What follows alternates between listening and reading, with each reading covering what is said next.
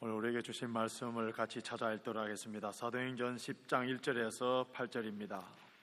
오늘 아마 앞에 화면이 없을 겁니다. 성경을 갖고 오신 분들은 사도행전 10장을 다 펴시고요, 성경 갖고 오지 못하신 분들은 주보에 오늘의 말씀란에 오늘 본문이 기록되어 있습니다. 사도행전 10장 1절에서 8절.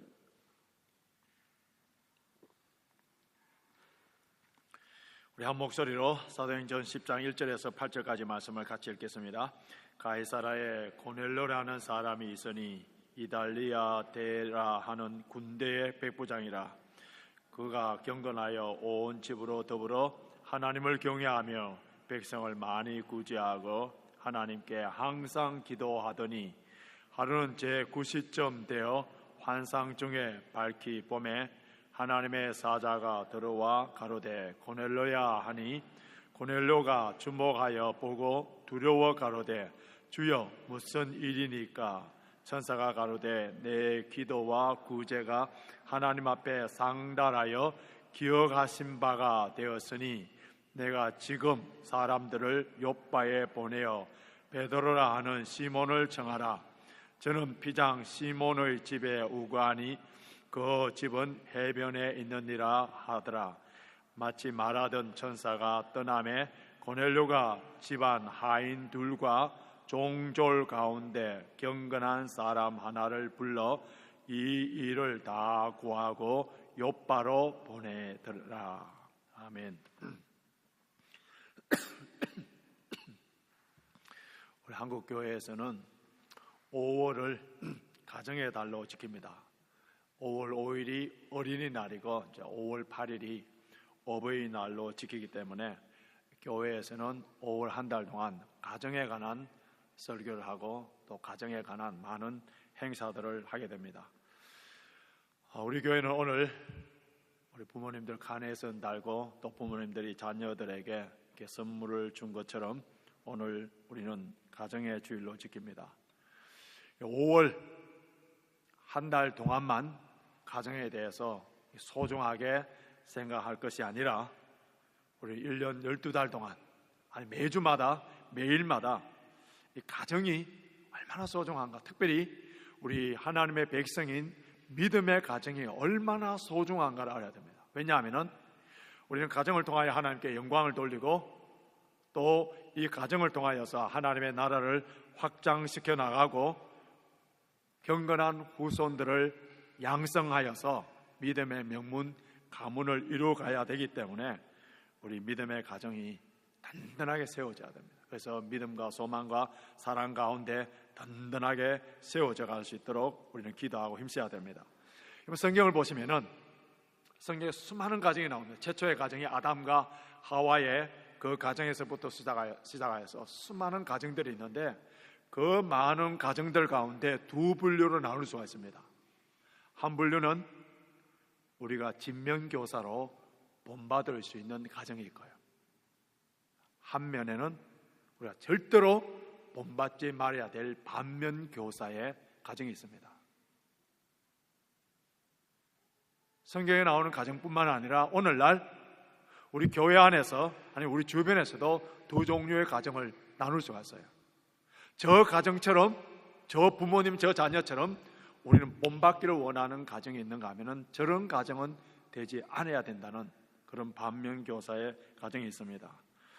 사도행전 우리 10장을 오늘 1절에서부터 8절까지만 읽었는데요, 이 사도행전 10장에 나오는 한 가정, 고넬료의 가정, 이 가정이 우리에게 본을 보여주는 그러한 가정입니다. 이 가정을 살펴보면서 함께 은혜 받기를 원합니다.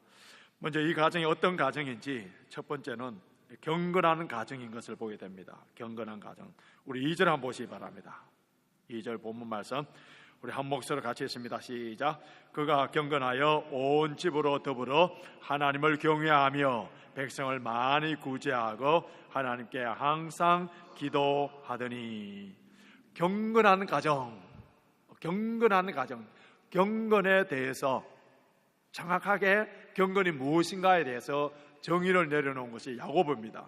야고보서 1장을 보시면은 하나님 아버지 앞에서 정결하고 더러움이 없는 경건은 곧 고아와 가부를 그 환난 중에 돌아보고 또 자기를 지켜 새 속에 물들지 아니하는 이것이니라. 많은 믿음의 가정들이 경건한 가정이 있는데 어떤 가정에는 남편만 경건한, 어떤 가정은 아내만 경건한 그런 가정들이 있습니다. 그런데 오늘 본문에서 고넬료는 온 집안이 더불어 하나님을 경외했다. 얼마나 그 집안이 경건했으면은 그 경건은 반드시 선한 영향력을 끼치게 됩니다. 그 집에 함께 있는 사람들도 경건하게 되는 것을 볼 수가 있는데요. 7절 한번 보시기 바랍니다. 본문 7절. 마침 말하던 천사가 떠나고 고넬료가 집안 하인들과 종졸 가운데 경건한 사람 하나 불러, 여기 종졸이라는 말은 그 부하, 병사입니다. 이 사람도 경건한 사람이랄까요.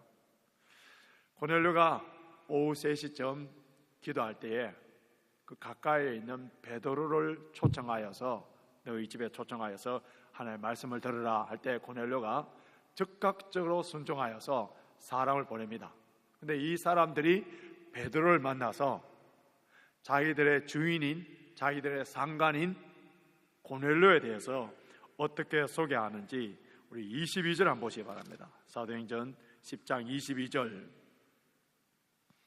22절 성경 가지신 분들 우리 큰 목소리로 22절 같이 읽습니다. 시작. 저희가 대답하되 백부장 고넬료는 의인이요 하나님을 경외하는 자라. 유대 온 족속이 칭찬하더니 저가 거룩한 천사의 지시를 받아 너를 그 집으로 청하여 말을 들으러 하느니라 한데,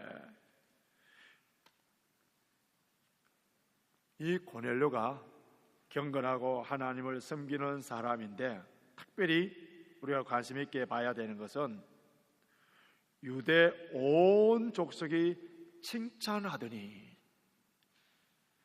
지금 이 컨텍스트 속에서 이 고넬료가 온 유대 사람들의 칭찬을 받는다는 것은 아주 특이한 사실입니다.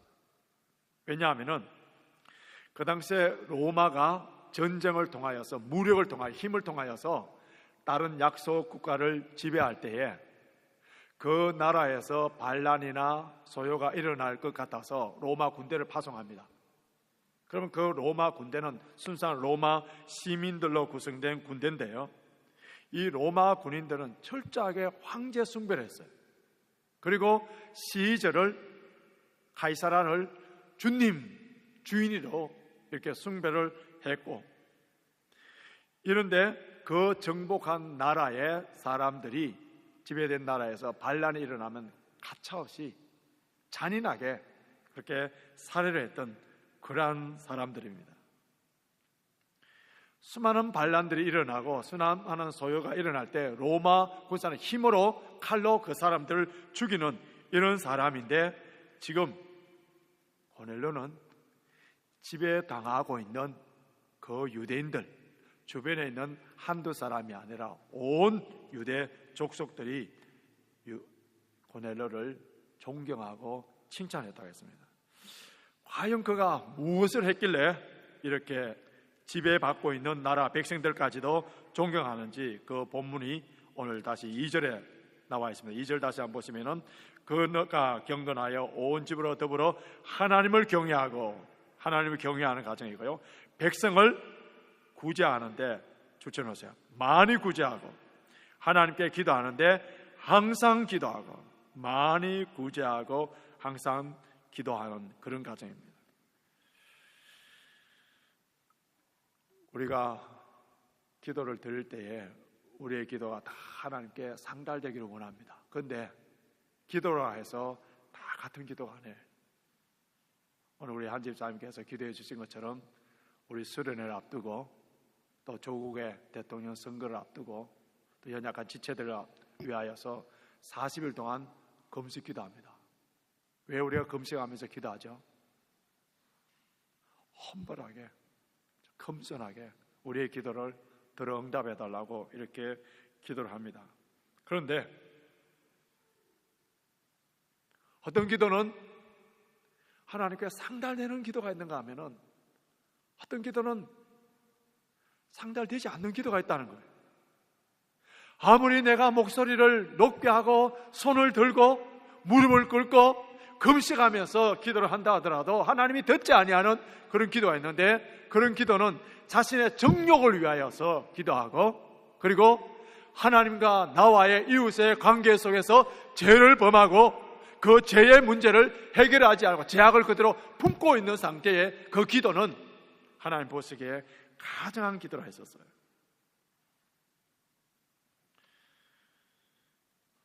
그런데 고넬료의 기도는 하나님께 상달되었다 했는데, 그의 기도가 어떤 기도였는지 우리 다시 4절 한번 보시기 바랍니다. 고넬료가 주목하여 보고 두려워 가로되 주여 무슨 일이니까? 천사가 가로되 내 기도와 구제가 하나님 앞에 상달하여 기억하신 바 되었으니. 여기서 고넬료가 기도를 했는데 그 기도와 상달된, 너의 기도만 하나님께 상달되었다 하지 아니하고 내 기도와 구제가 하나님 앞에 상달되었다. 그 다음에 중요한 단어가 나옵니다. 기억하신 바가 되었으니. 추천하세요. 기억하신 바가 되었으니. 이 기억하신 바가 되었다는 이 헬라어 원어를 더 정확하게 번역하자면은 기념비석, 기념물, 기념비가 되었다는 그 말이에요. 그의 기도와 그의 구제가 하나님께 상달되어서 하나님께 마치 앞에 하나님이 영원토록 잊어버리지 아니할 기념비, 돌에든지 쇠든지 새겨 놓아서 늘 기억할 정도의 기념비가 되었다, 이렇게 되어 있습니다. 내 기도와 구제가 하나님께 상달되어서 기억된 바, 기념비가 되었다. 그의 기도와 그의 구제가 병행해서 올라간 것. 즉 다른 말로 하자면은 단순한 이론적인 입술로만의 기도가 아니라 그의 기도에 따르는 그의 삶, 단순히 이론적이고 입술로 신학적이고 교리적인 머리로만 하는 기도가 아니라 삶을 통하여서 그의 삶이 기도요, 기도가 삶의 그런 모습으로 보여줬다는 거예요. 여기서 언급되어 있는 구제라는 말, 구제 했을 때 우리는 떠오르는 생각이 뭡니까? 구제하면은 돈이 많은 사람이 가난한 사람, 지금 형편이 어려운 사람들에게 얼마를 주는 거, 이렇게 구제라고 생각합니다만은 여기서 구제라는 단어가 헬라어로 엘레에메오 시노인데요, 이것은 구제하는 행위 그 자체, 그 행동, 결과, 이거를 말하는 게 아니에요.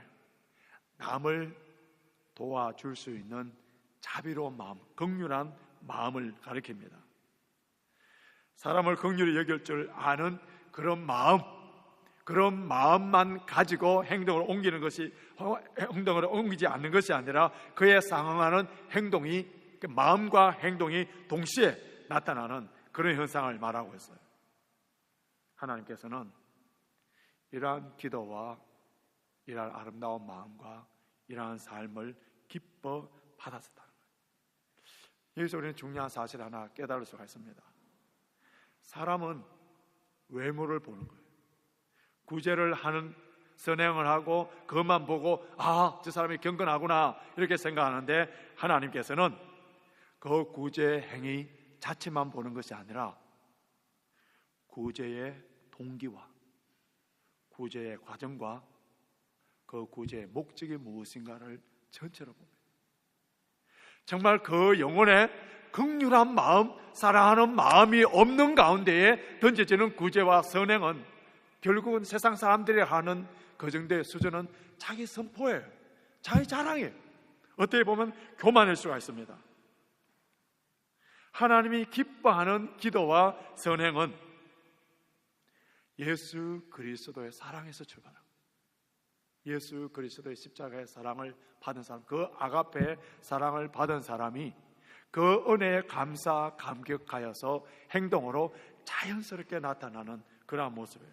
그래서 고린도전서 13장 3절에 내가 내게 있는 모든 것으로 구제하고 또 내 몸을 불사르게 내어줄지라도. 대단한 구제잖아요.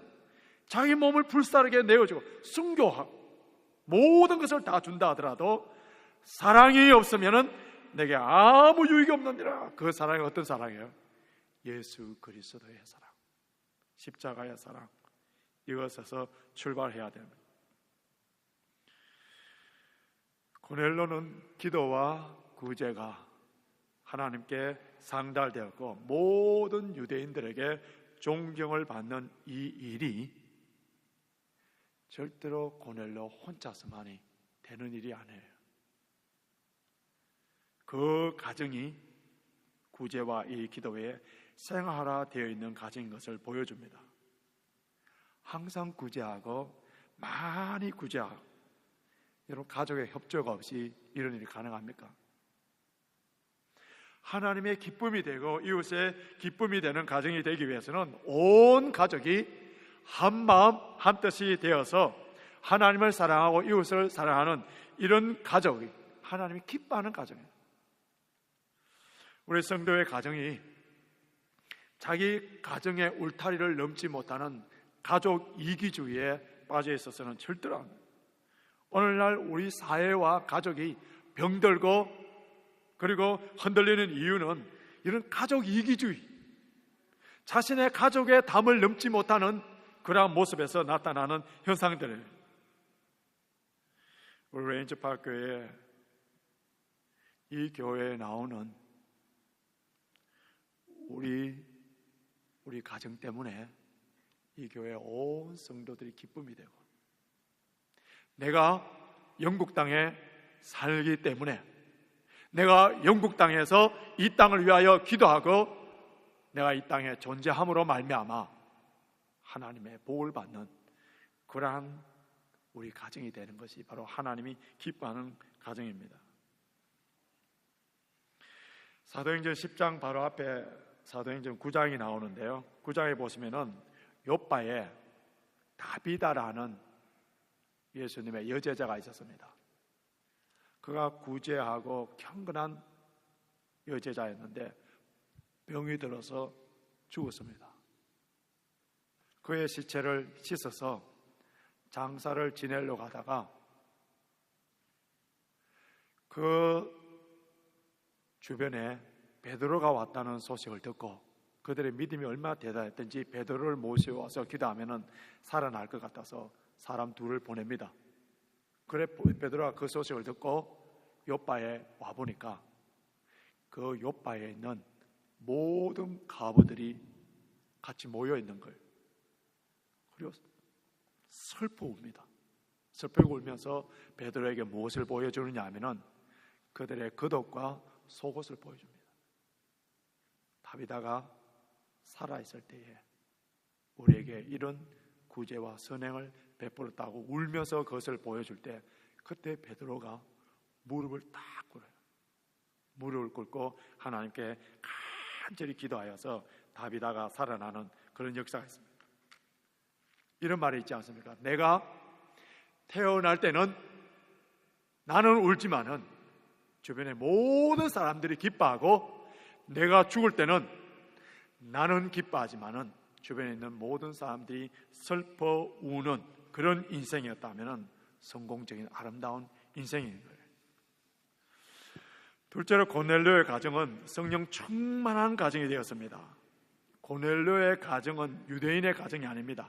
자, 로마인으로서 유대교회에 개종했는데 회당에서 예배를 드렸습니다. 그는 율법을 공부하여서 구제하고 기도하는 데 열심히 있었지만 아직 예수 그리스도의 복음을 받아들이지 못했었어요. 그래서 하나님께서는 베드로를 통하여서 이 가정에 복음이 들어가고 성령 충만한 가정이 되기를 원했었습니다. 그런데 이 가정이 베드로를 모시고 예배를 드리기 위해서 어떻게 준비하는지 우리 본문 24절 한번 보시기 바랍니다. 사도행전 10장 24절. 이튿날 가이사랴에 들어가니 고넬료가 일가와 가까운 친구들을 모아 기다리더니, 일가 가까운 친구들 다 불러 모아서 기다렸었어요. 베드로가 도착했을 때에 어떤 모습인지 33절에 나와 있습니다. 33절 한번 보시기 바랍니다.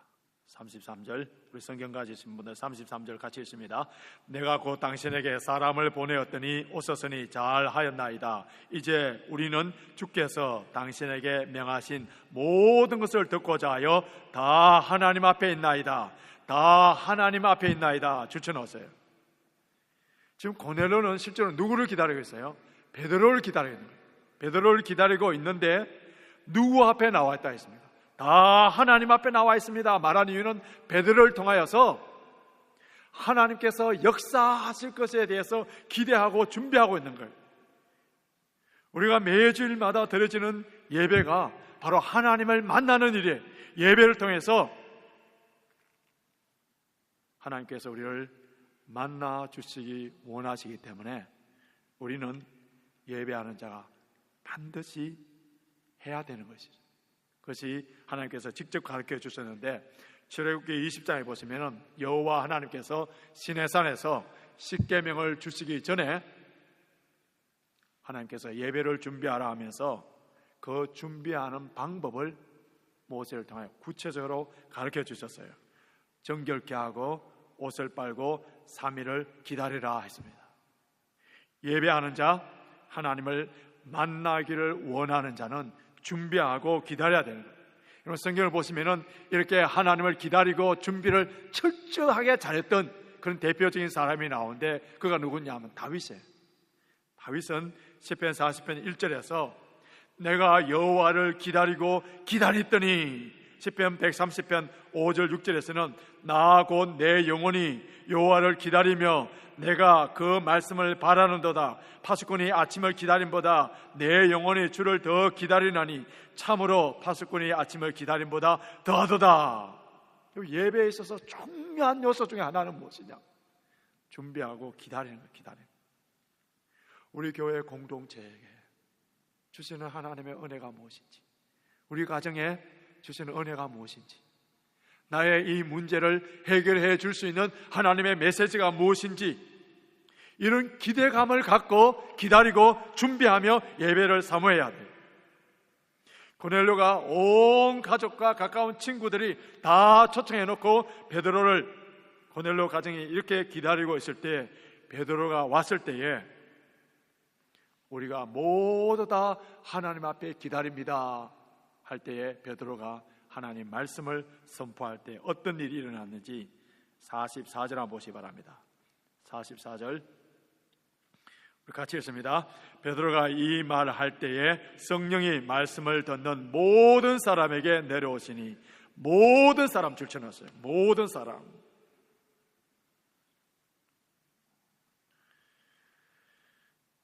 말씀을 듣는 모든 사람에게, 우리 교회에, 우리 가정에 이런 역사가 일어나도록 우리는 기도해야 됩니다. 예루살렘 마가 다락방에 예수님의 말씀 듣고 모두 기다리며 기도를 했습니다.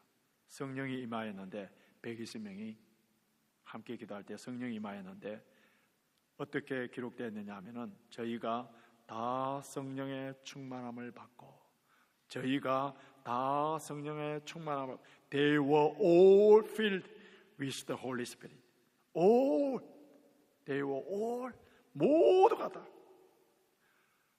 저는 바랍니다. 우리 교회에 나오는 모든 성도들, 한두 사람만 아니고요, 모든 사람이 다 구원받기를 원합니다. 모든 성도들이 다 성령 충만케 되기를 원합니다.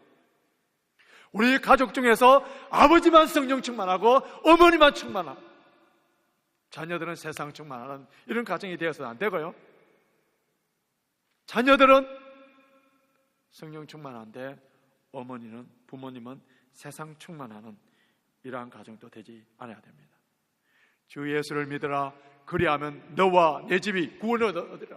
하나님께서는 내 자신만 구원받을 뿐만 아니라 우리 온 가족이 다 구원받기를 원해요. 가족의 한 마음 한뜻 되어서 하나님이 기뻐하는 예배자가 될 때에 하나님께서는 그런 가정에 계속적으로 하나님을 기쁘시게 해드리는 예배자가 되기 위하여 보호해 주시고 인도해 주는 그런 역사들을 목회 현장에서 우리의 삶 가운데서 그런 보지 않습니까? 창세기 34장을 보시면은 히위 족속의 추장인 세겜이 야곱의 딸 디나를 강간합니다. 그리고 야곱에게 찾아가서 그 딸과 결혼을 할 수 있도록 허락해달라고 합니다. 이 소식을 들은 야곱의 아들들이 분노하고, 그래서 너희들은 이방 사람이기 때문에 모든 남자들이 할례를 받으면은 우리 동생 디나를 주겠다 해서 그 히위 족속 남자들이 다 할례를 받아서 고통 가운데 있을 때에 그 중에 야곱의 아들 중에 스몬과 레위가 칼을 차고 들어가서 남자들 다 죽여버리는 거예요. 잔인하게 다 죽여버리는 거예요. 한 족속의 남자들이 다 죽임으로 말미암아 그 주변에 있는 다른 족속들에게 야곱은 복수를 당할 것 같아서 벌벌벌벌 떨고 있었어요. 야곱의 힘으로 그 식구로 이 문제를 어떻게 하겠습니까? 그때 벌벌 떨고 있는 야곱에게 우리 하나님께서 일어나 베델로 올라가라, 거기서 단을 쌓아라, 이렇게 명령합니다. 모든 문제의 해결점의 출발점이 예배라는 거예요. 그래서 야곱은 온 식구들 다 모아놓고 너희는 이방 신상을 버리고 자신을 정결케 하고 의복을 바꾸어서 베델로 올라가자. 온 가족이 베델로 올라가서 하나님께 예배할 때에, 그때에 하나님께서 그 온 사면에 있는 모든 종족들이 이 야곱의 가족을 보고 두려워하고 벌벌 떨도록 만들어버려요. 어느 누구도 야곱의 가족을 건드리는 사람이 없었습니다. 먼저 우리가 예배자로 하나님을 기쁘시게 할 때에 하나님께서 우리의 문제를 해결해 주시고요, 원수까지도 화목게 되는 그런 역사가 일어납니다. 우리가 일어나 베델로 올라가자, 우리가 일어나 베델로 올라가자, 아버지가 영적인 권위를 가지고 예배를 선포할 때에, 그때에 자녀들이 그 예배에 동참하여서 예배의 중심의 삶을 살게 됩니다. 우리의 예배가 은혜가 넘치고 성령 충만케 되기 위해서는 예배에 있어서 철저한 준비가 필요하고요, 또 예배에 우리의 희생이 있어야 됩니다. 구약시대 때의 제사는 반드시 희생 제물이 있었습니다. 소나 양을 잡아서 제물로 드렸습니다. 지금은 우리 주 예수 그리스도의 십자가의 보혈로 예수님의 이름으로 우리는 예배를 드립니다. 그런데 하나님의 은혜에 대한 감사의 표현이 있어야 돼요. 우리가 매주일마다 예배를 드리면서 나는 왜 예배에 은혜가 없는가? 왜 예배에 감격이 없는가? 왜 예배 때에 성령 충만하지 않고 비판적이고 잡념이 생기고 왜 이런 일들이 생기는가? 그 질문 앞에 솔직하게 자기 자신 한번 살펴봐야 됩니다. 예배를 위해서 나는 어떤 준비를 했는지. 우리 주님께서는 우리의 모든 변명과 핑계와 설득력 있는 이유를 다 갖다 댈 것을 아시고 분명하게 하신 말씀이 있습니다. 내 보물이 있는 그곳에 내 마음도 있느니라. 내 보물이 있는 그곳에 내 마음도 있느니라. 이스라엘 백성들이 애굽에서 종살이 할 때에 그때 하나님께서 모세를 지도자로 삼아서 그들이 애굽에서 해방시키기를 원했었어요. 그들을 해방시키는 궁극적인 목적이 하나님께 예배하는, 하나님께 예배하는. 그런데 바로가 하나님께 예배하기를 원하는 이스라엘 백성들을 절대로 내보내지 않는 거예요. 그러니까 하나님께서는 그 강팍한 바로를 치시기 위하여 이렇게 재앙을 내립니다. 그 재앙들을 내릴 때마다 바로가 타협을 하는 거예요. 예배와 관련된 것을 타협을 합니다. 첫 번째 타협안이 뭔지 아세요? 너무 멀리는 가지 말라는 거예요. 그럼 내보내지는 않아요. 그 다음에 타협안을 내놓는데 남자들만 가라는 거예요. 남자들만. 가정에서 한 대표 정도만, 내 자녀들은 데려갈 필요 없이 남자들만 가라. 그리고 나중에는 온 가족이 다 가도록 허락을 합니다. 그래도 내보내지는 않아요. 또 큰 재앙을 받으니까 그때서 이제 제안을 하는데 뭐라고 하는지 아세요? 너희는 가서 여호와를 섬기되, 그 다음 잘 들었어요. 너희 양과 소는 머물러 두고 너희 어린 것은 너희와 함께 갈지니라. 양과 소는 묶어두고 너희 가족은 다 가도 괜찮다. 이렇게 타협안을 내놓습니다. 출애굽기에 나오는 애굽은 세상이에요. 그리고 이 바로는 사탄입니다. 사탄을 상징합니다. 오늘 또 사탄은 우리에게 동일하게 유혹합니다. 내가 예배를 드릴 때 온 가족에 가서 예배를 드리는 것을 허용한다. 그러나 희생제물은 드리지 말라는 거예요. 희생제물은 헌금은 하지 마라. 하나님께서는 우리가 즐겨 내는 자를 기뻐하신다고 하셨지 많이 내는 자를 기뻐한다는 말씀이 절대로 안 해요. 자원하는 마음, 기뻐하는 마음, 감사하는 마음. 하나님께서 드려져야 되는 예배는 우리 시간적으로도 준비해야 되고요, 마음이 청결케 해야 되고, 뿐만 아니라 하나님께서 주신 은혜에 대해서 감사, 우리에게 일용할 양식을 주시고 건강을 주시고 믿음을 주시고 자녀를 주시고 아름다운 가정을 주신 모든 것이 하나님의 은혜, 하나님의 주권에 대한 인정하는 것이 바로 우리의 그 사랑의 표현이 하나님 것을 바치는 거예요. 하나님은 인격적인 분이십니다. 사무엘상 2장 30절에 나를 존중히 여기는 자를 내가 존중히 여기고 나를 멸시하는 자를 내가 경멸히 여기리라. 나를 존중히 여기는 자를 하나님께서 존중히 여기주고 나를 멸시하는 자를 경멸히 여기리라. 여러분, 하나님을 존중히 여기는 모습을 우리 자녀들이 어디서 배우는지 아세요? 우리 자녀들이 예배를 철저하게 준비하고 헌금을 철저하게 하나님께 드리는 이 모든 것들이 어디서 배웁니까?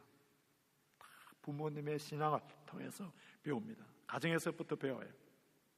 부모님들이 하나님을 경외하고 무릎을 꿇고 기도하는 모습, 그리고 남을 불쌍히 여기는 마음을 가지고 그 불쌍히 여기면서 그 영혼을 위하여 눈물로 기도하는, 비판하고 정죄하는 것이 아니라 눈물로 기도하는 그 모습을 자녀들이 가정을 통해서 배운다니까요. 교회 주일학교를 통하여서, 교회 설교를 통하여서도 배울 수가 있습니다만은 저와 여러분들의 신앙의 이 모든 패턴들이 어디서 배워왔습니까? 어디서요? 가정에서 배우지 않았습니까? 이러한 모습을 어릴 적부터 부모들을 통하여서 보고 자란 그 자녀들은 부모가 잔소리하지 않아도 삶을 통하여 가르쳐준 그 모습, 그것이 바로 자연스러운 영성입니다. 자연스러운 경건이에요. 우리 온 성도의 가정 속에 정말 경건한 가정이 되고 온 식구가 다 하나님을 경외하고 항상 기도하고 많이 구제하는, 그래서 모든 사람에게 칭찬받는 이런 가정이 되시길 바라고, 이를 위하여 먼저 부모된 우리들이 하나님 말씀 앞에 비추어서 무엇이 잘못되었고 무엇이 어긋났는지를 살펴봐서 우리 자녀들에게 진명교사가 되는 그런 부모들이 되기를 바랍니다. 디모데전서 6장 18절과 19절 말씀을 읽어드림으로 오늘 설교를 마치겠습니다.